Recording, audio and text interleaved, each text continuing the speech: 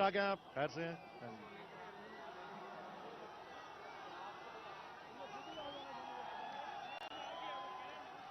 Okay तैयार हो?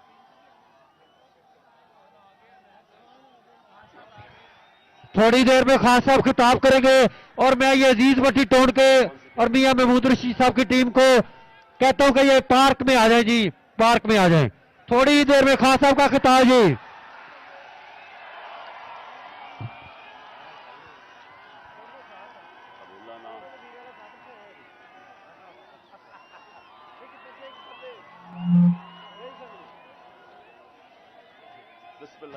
आवाज नहीं आ रही कॉफी। अल्लाह तेरी इबादत करते हैं, तेरे से मदद मांगते हैं।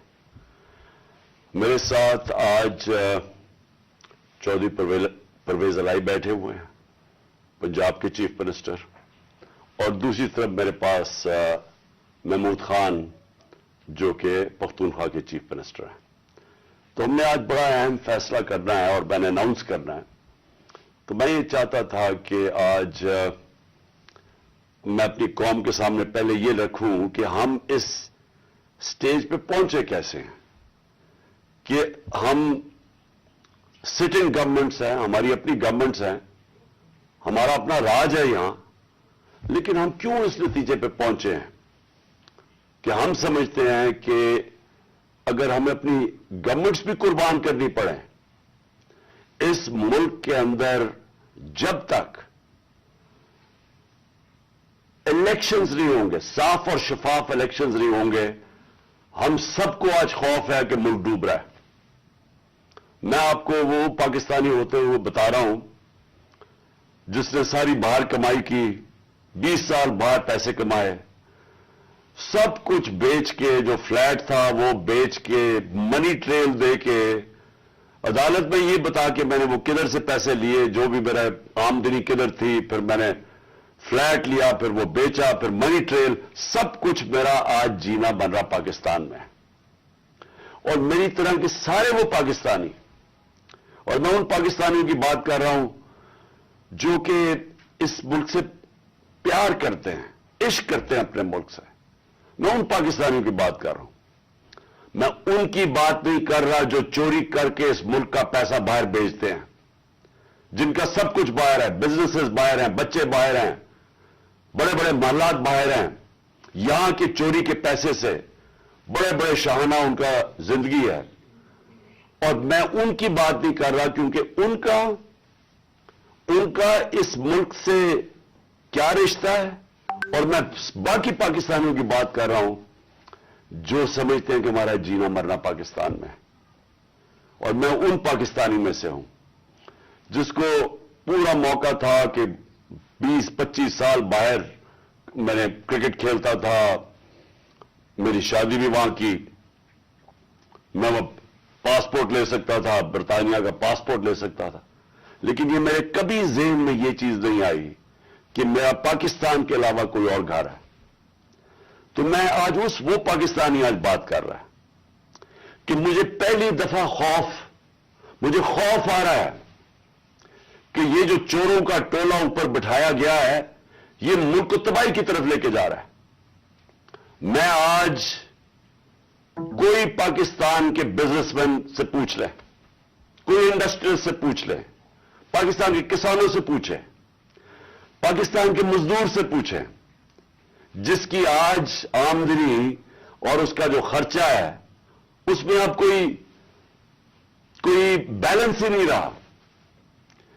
50 साल के बाद सबसे ज्यादा महंगाई हुई है आज पाकिस्तान में। आज हमारी इंडस्ट्री बंद हो रही है, वो इंडस्ट्री जो हमारे दौर में बड़ी मुश्किलों से तीसरे और चौथे साल में हमने मेहनत करके इंसेंटिव्स दे के इंडस्ट्री बढ़ाई, जो कि हमारे आखिरी महीने में 26% इंडस्ट्रियल ग्रोथ थी। जो टोटल इंडस्ट्री थी 10.7% पे लार्ज स्केल मैन्युफैक्चरिंग पाकिस्तान में ग्रो कर रही थी। दौलत में इजाफा हो रहा था, हमारे टैक्सेस बढ़ रहे थे रिकॉर्ड, क्योंकि दौलत में इजाफा हो रहा था, टैक्सेस में इजाफा हो रहा था, रिकॉर्ड टैक्सेस इकट्ठे किए। रिकॉर्ड एक्सपोर्ट्स हमने की। मुझे फख्र है कि मैंने अपने किसानों की मदद की।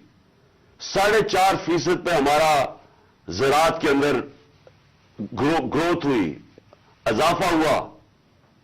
हमारी 4 फसलें 2 साल रिकॉर्ड फसलें हुई पाकिस्तान में, तो हमने किसानों की मदद की। आज वो सारा जो पाकिस्तान वहां लेके जा रहे थे, आज मुझे एक चीज बताएं, एक चीज मुझे बताएं कि पाकिस्तान में किसी में बेहतरी हुई है। आज मायूसी का ये आलम है मेरे मुल्क में कि 7.5 लाख पाकिस्तानी मुल्क छोड़ के चले गए हैं 7 महीने में। इनमें प्रोफेशनल्स थे, इस मुल्क ने उनके ऊपर पैसा खर्च किया हुआ था। डॉक्टर्स थे, प्रोफेशनल्स थे, इंजीनियर्स थे, स्किल्ड वर्कर, जो तनख्वाह जो स्किल्ड वर्कर होता है। 7.5 लाख लोग मुल्क को छोड़ के चले गए मायूसी में। आज ये आलम है, इस मुल्क को आज इधर हम ले आए हैं कि डाकू राज ऊपर बैठ गया। 30 साल से जो लोग लूट रहे थे उनको आके ऊपर बैठा दिया। मेरा सवाल सबसे पहले यह है कि जब ये मुल्क तरक्की कर रहा था, हमने पहले साल यही छोड़ के गए थे, यही शहबाज शरीफ और नवाज शरीफ इस मुल्क का जब दिवालिया निकाल के गए थे 2018 में, उस पाकिस्तान को हमने पहले संभाला। फिर 2 साल कोरोना के बावजूद जो सारी दुनिया के अंदर अजाब आया हुआ था, सारी दुनिया की माशियत तबाह हुई। आप अमेरिका का हाल देखें, बरतानिया का देखें, जर्मनी का देखें, हमारे से वो मुल्क जिनके इदारे हमारे से बहुत बेहतर थे। हिंदुस्तान का हाल देखें, उसके अंदर पाकिस्तान वो मुल्क था जो दुनिया के टॉप 3 मुल्कों में से हमने वो भी संभाला। हमारी माशियत भी ऊपर गई, हमारी इंडस्ट्री भी ऊपर गई, हमने बेरोजगार होने से लोगों को बचाया, हमने इंडस्ट्रीज को पैसा दिया, इंसेंटिव्स दिए, हमने कंस्ट्रक्शन इंडस्ट्री की मदद की ताकि रोजगार मिले लोगों को।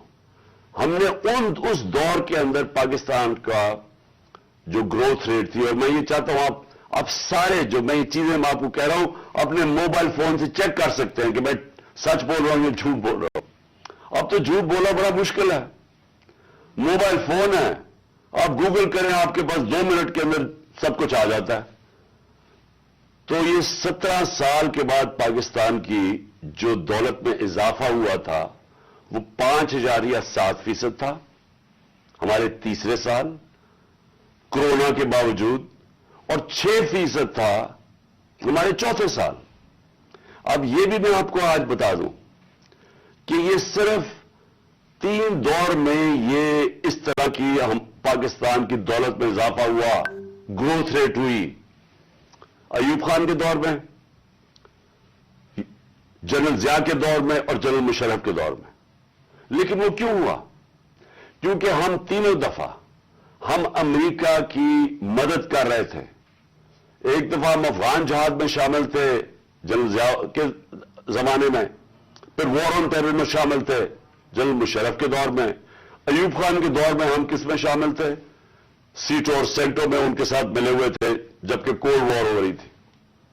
अमेरिकन डॉलर आ रहे थे पाकिस्तान में, तब उनकी ये ग्रोथ रेट हुई थी। और मुझे फख्र है इस चीज का कि उसके बावजूद कि हमारे पास कोई अमेरिकन डॉलर्स नहीं आ रहे थे, हमने अपनी इकोनॉमी को उठाया, और ये जो 17 साल के बाद बेहतरीन हमारी इकोनॉमी उठ रही थी। तो मेरा आज सवाल यह है, कौन जिम्मेदार था इस रिजीम चेंज का? आप सारे मेरी आज बात गौर से सुने। जब आपकी माशियत बढ़ रही थी, क्या वजह थी कि इस गवर्नमेंट को गिरा के और इन चोरों के टोलों के ऊपर बैठाया गया? कौन इसका जिम्मेदार था? कौन जवाब देगा कि आज वो इकोनॉमी जो हमारी ऊपर जा रही थी, उसकी जगह आज पाकिस्तान के वो हालात हैं जो बाहर की दुनिया कह रही है। भूलें जो पाकिस्तान के अंदर लोग क्या कह रहे हैं। जो बाहर की दुनिया कह रही है कि पाकिस्तान को अगर कर्जे देंगे تو وہ قرضے واپس کرنے کا جو ڈیفالٹ ریٹ ہے وہ 100% ہے. جب ہم تھے اقتدار میں تو 5% تھا. تو آج 100% کا مطلب کہ اگر آپ پاکستان کو قرضہ دیں گے تو 100% چانس ہے کہ پاکستان قرضہ واپس نہیں کر سکتا. اس کا مطلب کہ باہر سے نہ کوئی انویسٹمنٹ پاکستان میں آئے گی. ابھی 1 سال کے اندر چند مہینوں بلکہ 10 مہینوں کے اندر آدھی ہو گئی ہے باہر سے انویسٹمنٹ. پچھلے سال اور اب کے مقابلے میں آدھی ہو گئی ہے. تو باہر سے انویسٹمنٹ بند ہوگی, اس کا مطلب باہر سے ڈالرز آنے بند ہو گئے انویسٹمنٹ میں. ریمیٹنسز جو بیرون ملک پاکستانیوں کی ہم نے مدد کی تھی, انہوں نے ہمارے میں اعتماد شو کیا تھا, ہم نے ان کو انسینٹیوز دیے تھے. پاکستان کی تاریخ کی سب سے زیادہ بیرون ملک پاکستانی یہاں ڈالرز بھیج رہے تھے. اور پھر ایکسپورٹس جو یہ نون لیگ کے دور میں 5 سال بڑی نہیں, مجھے فخر ہے کہ ہم نے ریکارڈ ایکسپورٹس 33 ارب ڈالر کی پاکستان میں ایکسپورٹس بڑھائی. اور پھر ہم نے ٹیکس کلیکشن, جو میں ابھی کہہ رہا ہوں کہ آمدنی ہوگی تو لوگوں پہ پیسہ خرچ کیا جائے گا. تمہاری 6,100 ارب روپے کی ہمارے زمانے میں ٹیکس کلیکشن تھی. آج یہ سب کچھ نیچے جا رہا ہے. انڈسٹری بند ہو رہی ہے, بے روزگاری بڑھ رہی ہے.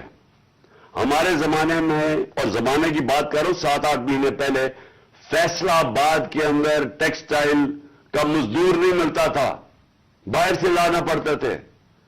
ریکارڈ ٹیکسٹائل انڈسٹری کی سیل تھی. تو آج بے روزگاری بڑھ رہی ہے. 50 سال کے بعد سب سے مہنگائی ہے. آج ہمارے ملک کا یہ حال ہے کہ نہ باہر سے کسی کو اعتماد ہے اس حکومت کے اوپر, اور 88% پاکستان کے جو انویسٹر ہیں, جو بزنس مین ہیں, انہوں نے کہا کہ ہمیں اس حکومت پہ اعتماد نہیں ہے.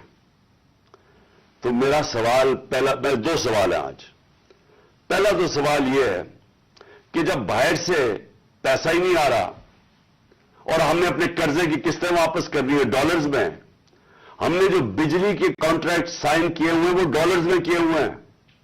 جو کیپیسٹی پیمنٹ ہے, چاہے بجلی استعمال کریں یا نہ کریں, یہ جو پچھلی حکومت نے سائن کیے وہ ڈالرز میں کیے ہوئے ہیں, ڈالرز میں پیسے دے رہے ہیں. تو جب ڈالرز آ ہی نہیں رہے پاکستان میں اور کم ہو گئے آنا, قرضے ہمارے بڑھتے جا رہے ہیں, تو آگے پاکستان کیسے آگے چلے گا؟ ایک ہی امید لگائی ہوئی ہے انہوں نے کہ کسی نہ کسی طرح جا کے چائنا کے پیر پکڑے یا ہم IMF کے پڑے کہ ہمیں وہ پیسے دے دیں. لیکن وہ تو کینسر کا علاج ڈسپلن سے ہے. وہ تو تھوڑی دیر آرام آئے گا, پھر قرضے تو بڑھتے جا رہے ہیں. طریقہ صرف ایک تھا جو ہم نے کوشش کی کہ ملک کی دولت میں اضافہ ہو. جب آپ کے ملک کی دولت میں اضافہ ہوگا تو آپ قرضے واپس کریں گے. تو آگے تو ان کے پاس کوئی روڈ میپ ہی نہیں ہے. ہم اگر یہ بڑا اچھا انہوں نے ہماری معیشت کو سنبھالا ہوتا تو ہم آرام سے ان کے ساتھ کہتے چلے ٹھیک ہے اپنا ٹائم پورا کر لیں. لیکن ملک تو نیچے جا رہا ہے, ہر چیز نیچے جا رہی ہے ملک میں, اور مجھے خوف ہے کہ یہ ڈیفالٹ کی طرف جا رہا ہے. یعنی ابھی بھی ہم ہماری ایلسیز ہے پیمنٹ نہیں کر رہے ہیں. ابھی بھی ہم پیسے جو باہر کے ہمارے جو اپنے لائبلٹیز ہیں ابھی تک ہم اب وہ بھی پیسے نہیں دے رہے. تو سوال یہ ہے کہ ان کے پاس کیا روڈ میپ ہے؟ کوئی روڈ میپ نہیں ہے. یہ صرف ایک چیز یہ چاہتے ہیں کہ کسی نہ کسی طرح الیکشن کو ڈیلے کریں. اس لیے نہیں کہ انہوں نے معیشت کو اٹھا دینا ہے, یہ اس لیے ڈیلے کرنا چاہتے ہیں کہ یہ خوف زدہ ہیں الیکشن سے. ان کو ڈر لگا ہوا ہے کہ جب بھی الیکشن ہوں گے انہوں نے ہار جانا ہے. تو اپنے آپ کو بچانے کے لیے یہ ملک کو تباہ کر رہے ہیں. کیونکہ انہیں الیکشن میں ہار جانا ہے اس لیے یہ الیکشن کر رہے ہیں, اور یہ الیکشن ڈیلے کریں گے. اور میں یہ سمجھتا ہوں کہ یہ اکتوبر میں بھی نہیں الیکشن کروائیں گے. کوئی نہ کوئی الیکشن کمیشن ان کا ساتھ ملا ہوا ہے, ایک بڑا بددیانتدار آدمی ہے وہ ان کے ساتھ ملا ہوا ہے, اور وہ ان کو طریقے سے بتائے گا کہ کیسے الیکشن ڈیلے کیا جا سکتا ہے. اسی الیکشن کمیشن نے جب سپریم کورٹ جب ہم جب گئے سپریم کورٹ میں جب ہماری گورنمنٹ گرا رہے تھے یہ, تو اسی سپریم کورٹ کے پاس جب ہم گئے تو وہ مان گئے تھے کہ الیکشن ہم نے کہا الیکشن کروا دو، وہ مان گئے تھے. اس الیکشن کمیشن نے وہاں جا کے کہا کہ جی میں 7 مہینے تک الیکشن نہیں کروا سکتا، اور اس کی بیسس پہ الیکشن نہیں ہوئے. آئین، پاکستان کا آئین کہتا ہے کہ الیکشن کمیشن کو سارا وقت تیار ہونا چاہیے 90 دن میں الیکشن کروانا، اور میں یہ سمجھتا ہوں کہ یہ پوری کوشش کرے گا ان کے ساتھ مل کے کہ کسی نہ کسی طرح یہ الیکشن کھینچے. ان کو کوئی پاکستان کی فکر نہیں ہے، کیونکہ ان کے پیسے باہر پڑے ہوئے ہیں، روپیہ گرتا ہے، ان کے پیسے ڈالر میں ان کی دولت میں اضافہ ہوتا ہے. ان کو کوئی فکر نہیں ہے کہ اگر ملک نیچے جاتا ہے تو انہوں نے تو پھر باہر چلے جانا ہے. یہ تو ہمیشہ جب مشکل آتی ہے ان کو پر کوئی کیسز ہوتے ہیں باہر بھاگ جاتے ہیں. تو لیکن میرا جو سوال ہے کہ کون ذمہ دار تھا اس کا؟ کس نے ایک چلتی ہوئی حکومت جو اچھی بلی جو میں خود آپ کو بتا رہا ہوں، اور یہ آپ اکنامک سروے آف پاکستان میں دیکھ سکتے ہیں کہ ہماری پرفارمنس کیا تھی. میں نہیں اگر کہہ رہا تو آپ خود دیکھ سکتے ہیں. اس حکومت کو سازش کر کے، بیرونی سازش کا حصہ بن کے کون ذمہ دار رہا اس کا؟ اس کا ایک آدمی ذمہ دار ہے، اس کا نام ہے جنرل باجوہ.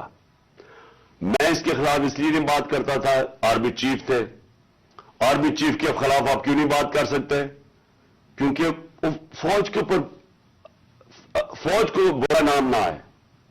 ہم سب سمجھتے ہیں کہ اس ملک کو جو میری طرح کے لوگ، آزاد ذہن کے لوگ ہیں، ہم تو اپنی فوج کو چاہتے ہیں مضبوط ہو. ہماری تو ساری پوری کوشش ہے کہ مضبوط فوج ہو تاکہ ہم آزاد ملک رہ سکیں. اس لیے ہم چپ کر کے بیٹھے رہے اور یہ سارے تماشے دیکھتے رہے کہ کیسے سازشیں ہوئیں، کیسے لوگوں کو بتایا گیا. میں آپ کے سامنے ذرا ایک چھوٹی سی کلپ دکھانا چاہتا ہوں کہ اگر آپ کو کوئی شک ہے کہ ہوا کیا، تو پہلے تو الیکشن سے پہلے، ہماری حکومت گرانے سے پہلے 4 نون لیگ کے جو بڑے نام ہیں انہوں نے کیا کہا. ان سے جب پوچھا گیا کہ جناب آپ نو کانفیڈنس موشن کامیاب ہو سکتی ہے اسٹیبلشمنٹ کے بغیر، اور یہ انہوں نے کہا، ذرا یہ سب اب میں چاہتا ہوں پہلے سب دیکھیں.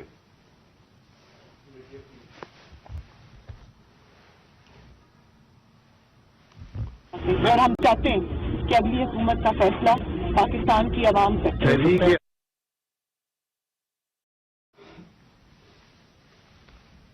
مجھے بتانے کا واپس نہیں ہے، کوئی ڈیل کر کے اقتدار نہیں چاہتے پاکستان میں.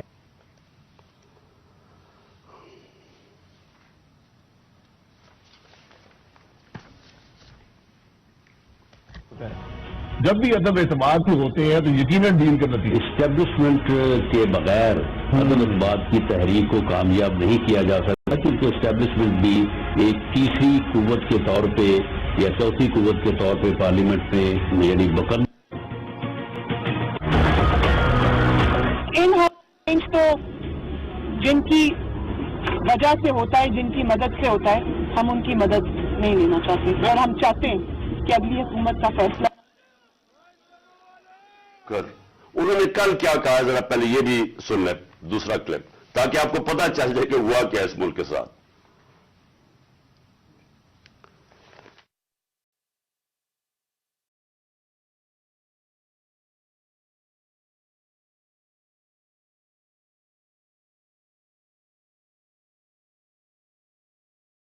آپ کو بھی پتا ہے، مجھے بھی پتا ہے کہ باپ کی حمایت وہ کسی بھی اگر طرف ٹلٹ کرتے ہیں وہ اپنے سیاسی فیصلے کرنے میں آزاد ہے. کیا ایم کیو ایم اس کی حمایت ہمیں مل سکتی تھی؟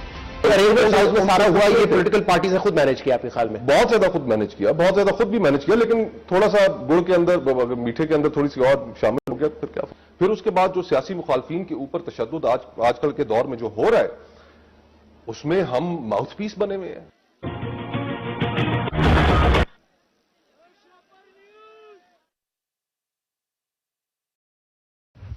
کہ یہ جو ساری سازش ہوئی تھی، اس میں ہم کسی کو اور کو نہ کہیں، ایک آدمی کا فیصلہ کرتا ہے، وہ تھا آرمی چیف اس وقت کے جنرل باجوہ. انہوں نے یہ فیصلہ کیا ہمیں ہٹانے کا. کیا کیا وجہ تھی اس کے پیچھے؟ کیا یہ سمجھتے تھے کہ واقعی شہباز شریف اور یہ اسحاق ڈار کوئی بڑے جینیسز ہیں جو آ کے ملک کو ہمارے سے بہتر چلا لیں گے؟ کیا وجہ تھی کہ انہوں نے ایک سٹنگ گورنمنٹ کو گرا دیا؟ ہمارے لوگوں کو آ کے وہ جس طرح ابھی مصطفیٰ کوکر نے بتایا کہ بیپ کے ممبرز اور ایم کیو ایم کے ممبرز اور شہزان بگٹی سب کو پتا تھا کہ یہ تو جو جدھر حکم ملے گا ان کو اسٹیبلشمنٹ سے انہوں نے ادھر جانا ہے، تو ان کو ادھر جا کے بھیج دیا کہ جناب آپ جا کے ادھر چلے جائیں، اور گورنمنٹ گر گئی۔ تو میرا اگلا سوال یہ ہے، جب گورنمنٹ گر گئی اور پھر ان کو یہ چیز کا علم ہوا کہ عوام ہمارے کے ساتھ آگے کھڑی ہو گئی، 10 اپریل کو پبلک سڑکوں کے اوپر نکلائی، لوگوں نے ان چوروں کو ریجیکٹ کر دیا، بلکہ ہماری مقبولیت بڑھنی شروع ہو گئی اس لیے کہ لوگ ان کی جب شکلیں لوگوں نے دیکھی، پھر سے مسلط کیا گیا ان کو عوام کے اوپر، تو لوگ ہمارے ساتھ اور جڑنا شروع ہو گئے، بڑے بڑے جلسے شروع ہو گئے۔ اس کے بعد الیکشن جب کروائے گئے تو الیکشن کے ریزلٹس میں اس کے باوجود کہ پوری کوشش کی گئی اسٹیٹ مشینری اس کو ان کو جتانے کے لیے، اس کے باوجود ہار گئے۔ قوم نے اپنا ورڈکٹ دے دیا، دوسرا الیکشن ہوا اس میں بھی ہار گئے۔ لیکن مجھے جو افسوس کی بات ہے کہ بجائے ایک سمجھے کہ جناب جنرل باجوہ آپ نے غلطی کر دی ہے، آپ کو عقل کل تو نہیں ہے، آپ دیکھ رہے ہیں کہ لوگ کدھر کھڑے ہیں۔ انہوں نے ہمارے اوپر جو ظلم کیا ہے، جس طرح ہمارے اوپر ظلم کیا گیا، میں آپ کو یقین دلاتا ہوں کہ جنرل مشرف کے مارشل لاء میں میں اپوزیشن میں تھا، مجھے انہوں نے جیل میں ڈالا، میں نے کہیں اس طرح کا ظلم نہیں دیکھا جنرل مشرف کے دور پہ جو یہ جنرل باجوہ نے ہمارے پہ کروایا۔ ہمارے لوگوں کے اوپر دھمکیاں، ٹیلی فون سے دھمکیاں آ رہی ہیں، وہ جو ہماری حمایت کرے یا جو ہمارے ساتھ میڈیا کے لوگ ہوں ان کے اوپر دھمکیاں، جو میڈیا ہاؤس تھا، سلمان اقبال وہ ملک سے باہر چلا گیا، اس کے بعد صابر شاکر ملک سے باہر چلا گیا، آج موحد پیرزادہ ملک سے باہر گیا ہوا اسی خوف سے، ارشد شریف، اتنی بڑی ٹریجڈی ہوئی ہے، اس کو جو دھمکیاں دی، کیا وجہ تھی اس کی؟ وہ ایک دیانتدار آدمی وہ بتا رہا تھا کہ اس ملک کے ساتھ کیا ظلم ہوا ہے، کہ اچھی بلی گورنمنٹ آپ نے گرا کے چوروں کو بٹھا دیا، تو بجائے یہ کہ کریکٹ کرنا ہمارے اوپر ظلم شروع ہو گیا۔ اور ظلم کی انتہا یہ تھی کہ سوشل میڈیا کے لوگوں کو اٹھا کے لے جاتے تھے، ان کو پھینٹا لگا کے تو اگلے دوسرے دن گھر واپس بھیجتے تھے، دھمکیاں دیتے تھے کہ آگے سے کیا تو یہ ہوگا۔ جو اعظم سواتی سے کیا، جو اس سے پہلے جو شہباز گل سے کیا، کون سی اس نے اتنی بڑی بات کی تھی کہ اس کو ننگا کر کے مارا، اور وہ ابھی تک اس کے اثرات ہیں جو انہوں نے اس کو تشدد کیا اس کے اوپر۔ اور اعظم سواتی نے کیا بات کی تھی؟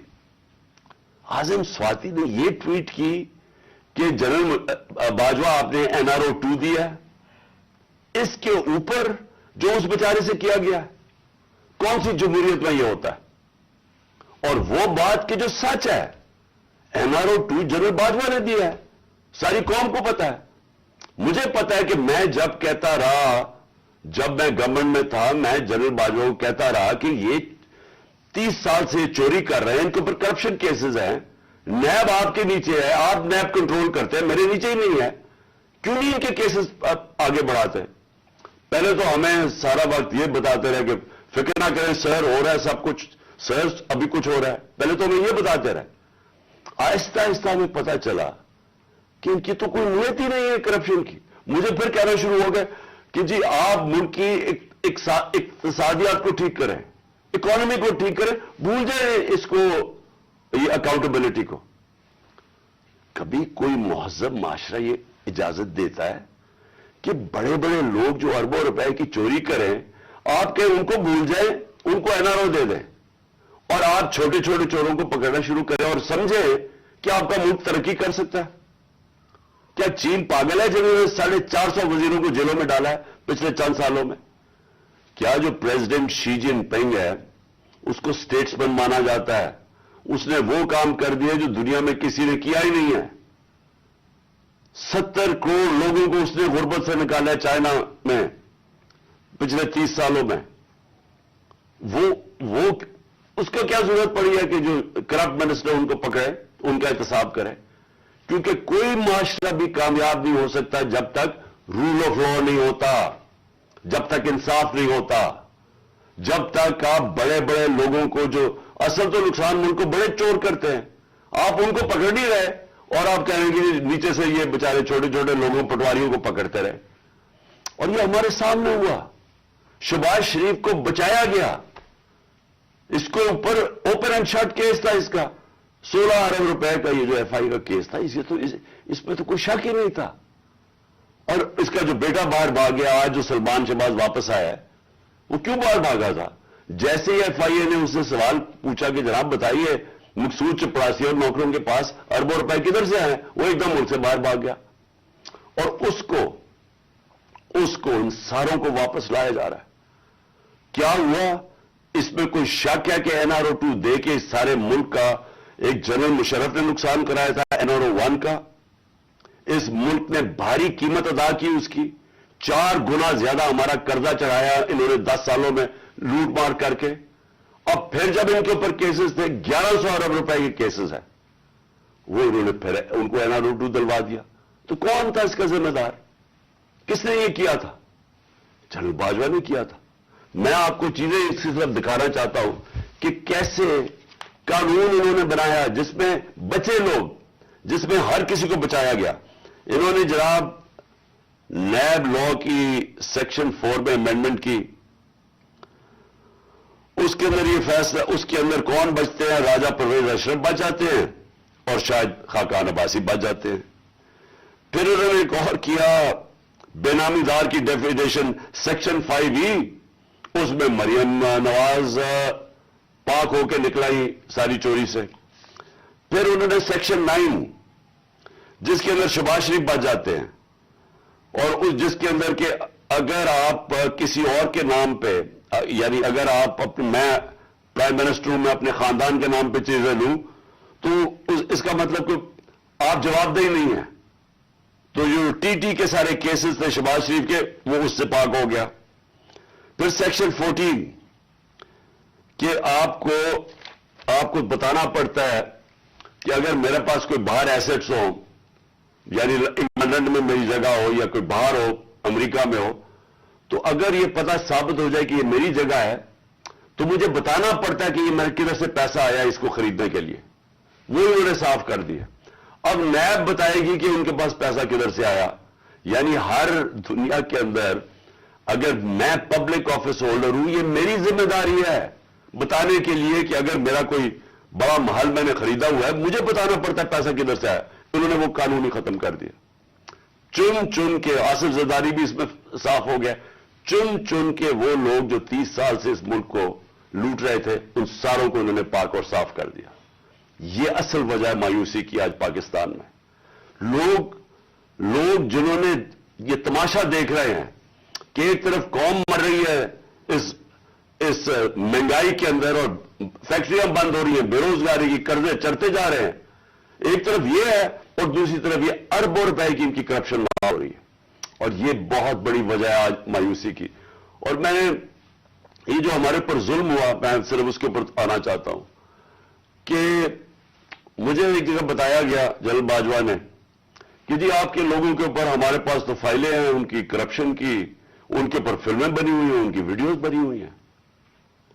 अब मैंने उनसे भी कहा कि क्या ये हमारी एजेंसीज का काम है कि हम वीडियोस बनाएं और गंदी वीडियोस बनाएं या किसी के ऊपर कोई उसके ऊपर फाइलें बनाएं? क्या ये काम रह गया?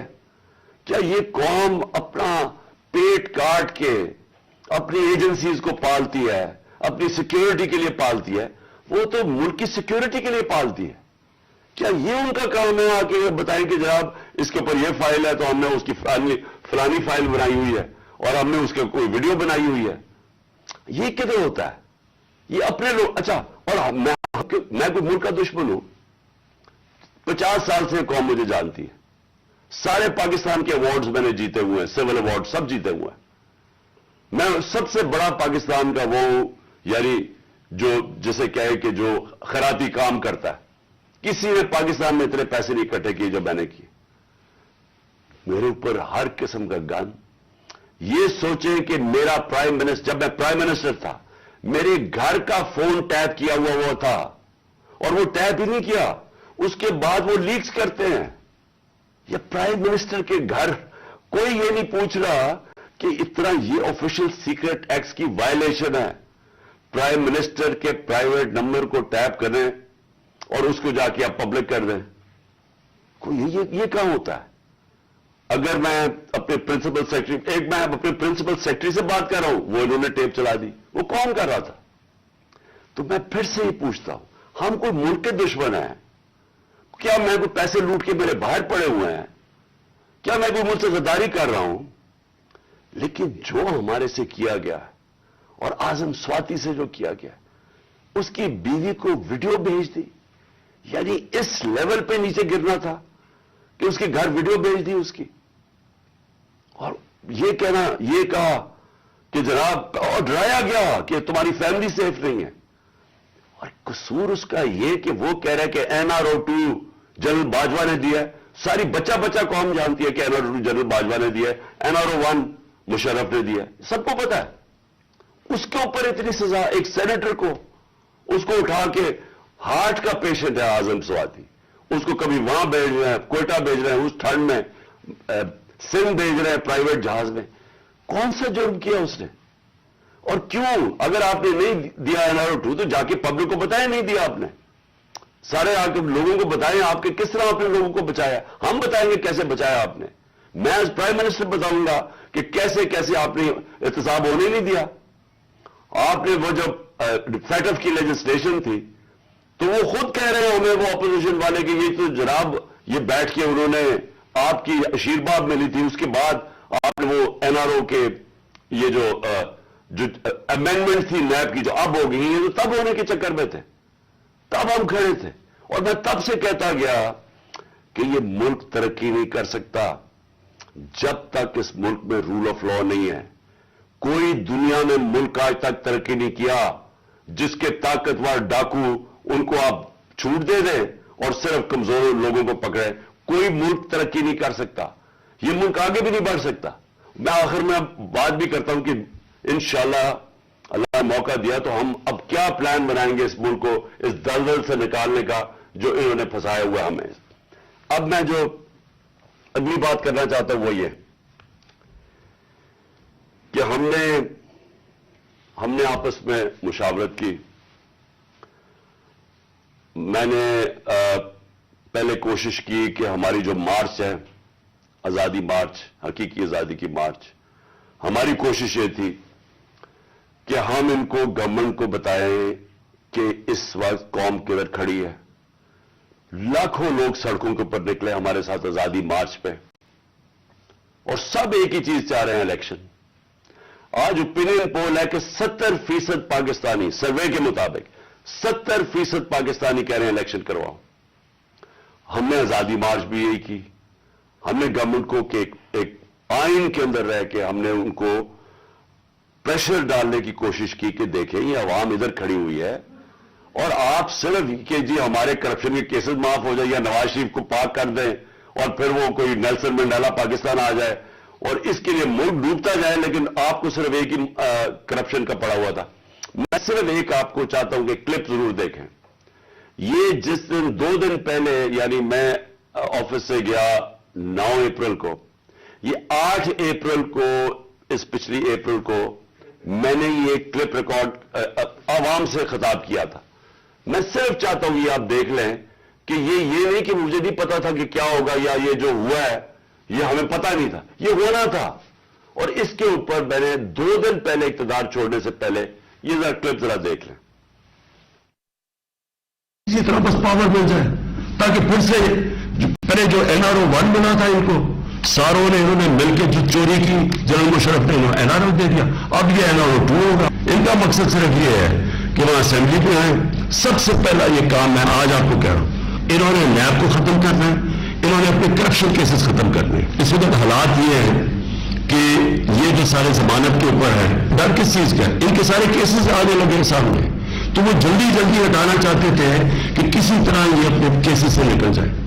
اب یہ سارا یہ جب بتا اکٹھا ہو جائے گا اور صرف ایک مسئلہ کسی طرح بس پاور مل جائے تاکہ پھر سے پہلے جو NRO 1 بنا تھا ان کو ساروں نے انہوں نے مل کے جو چوری کی جنرل مشرف نے NRO دے دیا. اب یہ NRO 2 ہوگا. ان کا مقصد صرف یہ ہے کہ وہاں اسمبلی پہ آئیں. سب سے پہلا یہ کام میں آج آپ کو کہہ رہا ہوں, انہوں نے نیب کو ختم کرنا ہے, انہوں نے اپنے کرپشن کیسز ختم کرنے ہیں. اس وقت حالات یہ ہیں کہ یہ جو سارے ضمانت کے اوپر ہے, ڈر کس چیز کا ہے؟ ان کے سارے کیسز آنے لگے ہیں سامنے, تو وہ جلدی جلدی ہٹانا چاہتے تھے. یہ صرف آپ کو اس لیے دکھا رہا تھا کہ ہمیں سب پتا تھا یہ کیا ہو رہا ہے. مجھے یہ سازش کا پوری طرح پتا تھا. مجھے میرے ہٹنے سے 1 سال پہلے کا اندازہ ہو گیا تھا کہ یہ شہباز شریف کو تیار کیا جا رہا ہے لانے کے لیے. اس کے باوجود کہ اس کے پاس 16 ارب روپے اس کے اور اس کے بچوں کے اوپر FIA کیس تھے اور 8 ارب روپے کے نیب کے کیس تھے. تو مجھے یہ سارا پتا تھا یہ ہو رہا ہے. اور مجھے افسوس کی بات یہ ہے کہ میں جب بھی پوچھتا تھا جنرل باجوہ سے تو ہمیشہ کہتے تھے کہ نہیں, ہم تو کسی صورت ہم ایسا نہیں کر سکتے, ہم تو کنٹینیوٹی چاہتے ہیں. تو اس کا نتیجہ کیا ہوا؟ وہ آ گیا, شہباز شریف آ گیا, اور آپ کے سامنے جو ملک کے اب حالات ہیں آپ سب ساری قوم کے سامنے ہیں. میرا پوائنٹ یہ ہے آج کہ میں ابھی آخری جو ابھی اناؤنسمنٹ جو کرنے لگا ہوں اس سے پہلے میں صرف یہ پوچھنا چاہتا ہوں, کون ہے ذمہ دار اس کا؟ کیا کوئی اس کا جواب دے گا کہ اچھی بلی گورنمنٹ چلتے ہوئے اس کو گرا کے ان چوروں کو اوپر لے آئیں؟ اور میرا اگلا سوال یہ ہے کہ اس کے بعد جو ہمارے اوپر سختیاں کی گئی, جو سوشل میڈیا پہ جو میڈیا جو ہماری حمایت کرتا تھا, کیسز کی میرے اوپر بارش ہو گئی, مجھے دہشت گردی کا کیس کروا دیا. 25 مئی کو پولیس نے جس طرح ہمارے اوپر ظلم کیا, اور جب ہم پولیس والوں سے پوچھتے تھے وہ کہتے تھے ہمیں پیچھے سے آرڈر ہے. جس طرح کا ہمارے اوپر ظلم کیا گیا, میں سوال یہ پوچھتا ہوں کہ کیا ہم بھیڑ بکریاں ہیں, ہم کیڑے مکوڑے ہیں؟ یہ پوچھتا ہوں کہ کیا ہم بھیڑ بکریاں ہیں, ہم کیڑے مکوڑے ہیں کہ آپ جب فیصلہ کریں پہلے آپ, اور میں نے آپ کے کانوں سے جنرل باجوہ کے کانوں سے سنا کہ یہ کرپٹ ہے, اب آپ نے فیصلہ کیا کہ یہ ٹھیک ہو گئے ہیں, اور آپ نے فیصلہ کیا کہ جناب یہ آپ ملک کو ٹھیک کریں گے. تو کیا ہم وہ کیڑے مکوڑے ہیں کہ جدھر آپ بھیڑ بکریوں کو دھکیلیں گے ہم ادھر چلے جائیں گے؟ یعنی ہم انسان ہیں یا ہم جانور ہیں کہ جو آپ کا فیصلہ ہو بند کمروں کے اندر ہم اسی کے اوپر چل پڑے؟ اور آپ کو جب نظر بھی آ رہا تھا کہ پاکستانی قوم ان کو ریجیکٹ کر رہی ہے, ہمیں تو ہمارے میرا تو فائدہ کروا دیا. مجھے تو اللہ نے کبھی اتنی عزت دی نہیں جو اس کے بعد ملی ہے, لیکن ملک کو کدھر پہنچا دیا آج. اور میں کیا یہ پوچھنا چاہتا ہوں کہ پاکستان کا مستقبل ہے کہ پہلے یہ لوٹیں گے, اب ان کے بچے تیار ہو گئے لوٹنے کے لیے, کیا اب ہم ان کو لے کے آئیں گے؟ اور اگر ہم ان کے خلاف جائیں گے اور ہم ان کو ریزسٹ کریں گے تو ہمیں پھیٹا لگایا جائے گا, ہمارے پر کیسز کیے جائیں گے, ہمیں ڈرایا جائے گا. مجھے ابھی بھی کہہ رہے ہیں کہ جی آپ اگر یہ آپ نے گورنمنٹ چھوڑ دی تو آپ کے اوپر بڑا ظلم ہوگا, آپ کی پروٹیکشن چلی جائے گی. جب میں جا رہا تھا, میں آج قوم کو بتانا چاہتا ہوں کہ جب میں جا رہا تھا مارچ کے اوپر, سب کو, میرے ارد گرد بھی لوگوں کو پتا ہے, میں نے سب کو کہا تھا کہ اس میں واردات ہوگی, میرے خلاف میری جان کو خطرہ ہے. میں نے ٹی وی کے اوپر جا کے اس سے پہلے بتایا تھا کہ یہ دینی انتہا پسند کے نام پہ مجھے قتل کریں گے. ہر روز جب میں مارچ پہ جاتا تھا اور میں بشرا بیگم کو خدا حافظ کہتا تھا, میں تو ان کو سلام کرتا ہوں کہ ان کو پتا ہوتے ہوئے کہ میری جان خطرے میں تھی, اس کے باوجود وہ مجھے کہتی تھی کہ نہیں جاؤ, یہ جہاد ہے, یہ اللہ کے لیے آپ کام کر رہے ہیں. کوئی اپنی زندگی خطرے میں نہیں ڈالتا پیسے کے لیے یا اقتدار کے لیے, کوئی زندگی خطرے میں نہیں ڈالتا. جہاد کے لیے جب آپ اللہ کے لیے کام کر رہے ہیں تب آپ پتا ہوتے ہوئے کہ آپ زندگی خطرے میں, اس کے باوجود جاتا تھا میں. اور میں جیسے ٹھیک ہوں گا انشاءاللہ, جیسی میں چلنے کا قابل ہوں گا, میں پھر نکلوں گا باہر, کیونکہ یہ اللہ کا کام ہے. اپنی قوم کو حقیقی طور پہ آزاد کرنا یہ اللہ کا حکم ہے ہمیں. ظلم اور ناانصافی کے ساتھ سامنے کھڑا ہونا یہ اوپر والے کا حکم ہے. اس کو وہ جہاد کہتا ہے. امر بالمعروف پہ چلنا کہ جب آپ دیکھ رہے ہیں سارے چوروں کا ٹولہ اوپر بیٹھ گیا ہے اور آپ چپ کر کے بیٹھے رہیں بھیڑ بکریوں کی طرح, یہ آپ قرآن کا جو اللہ کا حکم ہے اس کے خلاف جا رہے ہیں. تو میرے لیے تو یہ جہاد ہے, تو میں نے تو یہ رکنا نہیں ہے. اور میں اپنی ساری قوم کو آج کہہ رہا ہوں, میں نوجوانوں آپ کو کہہ رہا ہوں, یہ کبھی نہ سوچے جو یہ 7.5 لاکھ ہمارے لوگ ملک چھوڑ کے گئے ہیں. مجھے افسوس ہے کہ دیکھیں آسان راستہ ہے. میرے لیے کیا آسان زندگی تھی. میں کرکٹ کے بعد کچھ بھی نہ کرتا, تھوڑی سی کرکٹ کے اوپر بات چیت کرتا ہوں. اللہ نے مقام اتنا دیا ہوا ہے میں کروڑ روپیہ کما سکتا ہوں. مجھے تو کچھ کرنے کی ضرورت نہیں تھی. لیکن اللہ نے ہمیں کسی مقصد کے لیے پیدا کیا ہے. جانور آتے ہیں, بچے پیدا کرتے ہیں, کھا پی کے مر جاتے ہیں. تو انسان بھی اگر اس کو اب سمجھ ہی نہ آئے کہ اللہ نے ہمیں کسی مقصد کے لیے پیدا کیا ہے, تو اس میں جانوروں میں کیا فرق رہ جاتا ہے. وہ جب قرآن کی آیت ہے کہ جب انسان فرشتے سے بھی اوپر چلا جاتا ہے لیکن گرتا ہے تو جانور سے بھی نیچے چلا جاتا ہے. تو میں اپنی ساری قوم کو کہہ رہا ہوں کہ دیکھیں ہمارے سامنے اب 2 راستے ہیں. ہم ان چوروں کے ٹولوں کو مان لیں تو ہم اپنی تباہی کر رہے ہیں. اس ملک کا کوئی مستقبل نہیں ہے. ایک ہی راستہ ہے کہ اب جدوجہد کریں. میں وہاں جب گیا پنڈی پہنچا اور میں اس وقت بڑی تکلیف میں تھا, میں یہ بھی آپ کو بتا دوں کیونکہ مجھے ڈاکٹرز نے کہا تھا ابھی نہیں آپ ٹریول کر سکتے. میں گیا اس کے باوجود صرف اپنے لوگوں کو کھڑا کرنے کے لیے کہ دیکھیں یہ پاکستان کے لیے ایک فیصلہ کن وقت ہے, اس کو ضائع نہ ہونے دیں. قوم میں بیداری آ گئی ہے. اور میں وہاں 2 میں چیزیں کر سکتا تھا. ہم وہاں دھرنا بھی دے سکتے تھے, لاکھوں لوگ تھے. ہم وہاں اسلام آباد کے اوپر بھی جا سکتے تھے, اتنے لوگ تھے. ہم اسلام آباد میں خون خرابہ ہونا تھا وہاں, اور کئی دفعہ لوگ چاہتے ہیں کہ خون خرابہ ہو, لاشیں گریں تاکہ وہ جناب ان کی تحریک اور اٹھ جائے. میں یہ نہیں چاہتا تھا. میں نے ساری سٹرگل آئین اور قانون کے بیچ میں ہے. میں کبھی اس سے باہر نہیں نکلا. اور میں نے اس لیے فیصلہ کیا کہ بجائے ہم وہاں جائیں اور توڑ پھوڑ ہو اور تباہی ہو, میں نے فیصلہ یہ کیا کہ ہم جو 2 اسمبلی اب قربان کرتے ہیں اپنی 2 اسمبلیوں کو, ہم قربان کرتے ہیں اپنے ملک کے لیے. اور اس لیے کرتے ہیں کہ ان کو جب 66% پاکستان میں الیکشن ہوگا, جب ہم ان 2 اسمبلیوں سے نکلیں گے, جو میں بھی بتانے لگا ہوں کب نکلیں گے, 66% پاکستان میں الیکشن ہوگا. تو عقل تو یہ کہتی ہے کہ آپ جنرل الیکشن کروا دیں. لیکن میں پھر سے کہتا ہوں یہ خوف زدہ ہیں, الیکشن ہارنے سے ڈرے ہوئے ہیں. ان کا کوئی پاکستان کا مقصد نہیں کہ پاکستان اوپر جا رہا ہے یا نیچے جا رہا ہے. ان کا مقصد ایک ہے, کیسے اپنا چوری کا پیسہ بچانا ہے انہوں نے. اور اس لیے یہ الیکشن نہیں کروائیں گے. اور اسی لیے ہم نے فیصلہ کیا کہ ہم الیکشن کروائیں گے. اور میں نے اپنے سارے وکیلوں سے پوچھ لیا, یہ کوشش بھی کریں گے الیکشن کمیشن کے ذریعے کہ یہ کسی طرح ڈیلے ہو جائے. آئین بالکل اجازت نہیں دیتا 90 دن کے آگے. ہم نے فیصلہ کیا ہے اور میں بڑا شکر گزار ہوں اپنے دونوں چیف منسٹرز کا کہ انہوں نے بالکل میرے ساتھ چلے ہیں, میرا ساتھ دیا ہے.